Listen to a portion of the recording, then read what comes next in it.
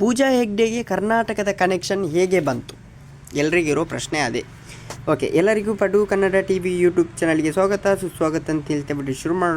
ಶುರು ಮಾಡೋಕ್ಕಿಂತ ಮೊದಲು ಯಾರೆಲ್ಲ ನಮ್ಮ ಯೂಟ್ಯೂಬ್ ಚಾನಲ್ ಮೊದಲು ನೋಡ್ತಿದ್ರಿ ಅವರೆಲ್ಲ ಸಬ್ಸ್ಕ್ರೈಬ್ ಮಾಡ್ಕೊಳ್ಳಿ, ಮತ್ತಲ್ಲೇ ಪಕ್ಕದಲ್ಲಿರೋ ಬೆಲ್ಲೈಕನನ್ನು ಪ್ರೆಸ್ ಮಾಡಿ.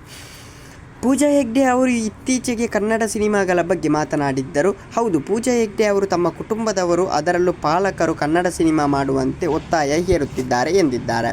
ಪೂಜಾ ಹೆಗ್ಡೆ ಕುಟುಂಬ ಕರ್ನಾಟಕದ ಮೂಲವನ್ನು ಹೊಂದಿದೆ. ಅವರು ಕರ್ನಾಟಕದ ಹಿನ್ನೆಲೆ ಏನು, ಅವರು ಹುಟ್ಟಿದ್ದು ಎಲ್ಲಿ, ಅವರು ಕರಾವಳಿ ಮೂಲದವರು ಹೇಗಾದರು ಎಂಬುದನ್ನು ನೋಡೋಣ. ಪೂಜಾ ಹೆಗ್ಡೆ ಅವರು 1990 ಅಕ್ಟೋಬರ್ 13ರಂದು ಜನಿಸಿದರು.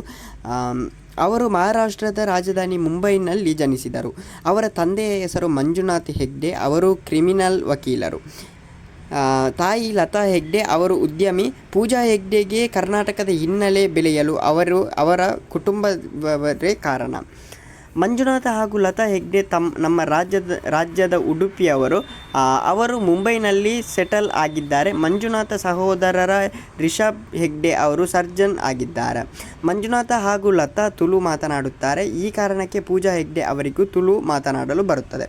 ಅಲ್ಲದೆ ಅವರಿಗೆ ಸ್ವಲ್ಪ ಕನ್ನಡ ಬರುತ್ತದೆ, ಹಿಂದಿ ಹಾಗೂ ಇಂಗ್ಲೀಷ್ ಮಾತನಾಡುತ್ತಾರೆ. ಓಕೆ ಗೈಸ್, ಮುಂದಿನ ವಿಡಿಯೋದಲ್ಲಿ ಸಿಗೋಣ. ಅಲ್ಲಿವರೆಗೆ ಲೈಕ್, ಶೇರ್, ಸಬ್ಸ್ಕ್ರೈಬ್ ಮಾಡಿ ಅಂತ ಹೇಳ್ತಾ ಲವ್ ಯು ಸೋ ಮಚ್.